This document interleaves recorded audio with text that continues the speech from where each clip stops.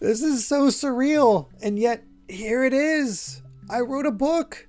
And not just any book, but one I have the privilege of being published by Lost in Cult, one of the premier video game media publishers in the business. It's a book that began life as an attempt to compile one of the most difficult to define genres out there, and gradually morphed its way into a history of the genre itself, one that looks at its origins, its evolution, and the many lives it's touched over that time. In other words, it's a communal history of Metroidvania video games, which will actually be the first in a new genre series by Lost in Cult. But what can you expect of this book? Well, it's a 250 plus page celebration of a genre that I hold near and dear to my heart, which covers 50 years of topics and eras. From examining the games that came before Metroid, to a deeper look into the titular series themselves, to why the indie scene exploded with titles that have taken up the mantle. This has been one of my most researched and thoroughly analyzed projects I've ever taken on. Rather than stating that these games exist, I explain why they exist, tracking their evolution into one of the most beloved genres out there.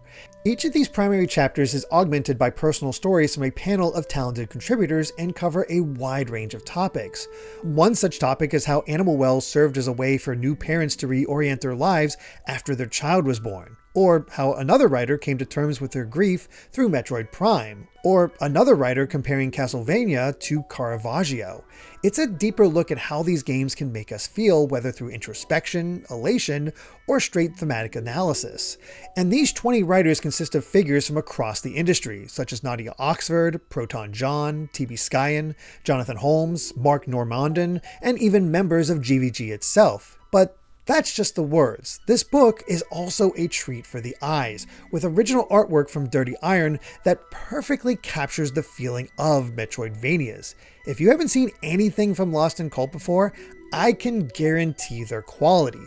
Just look at these gorgeous additions for a handheld history, which I was fortunate enough to actually contribute to.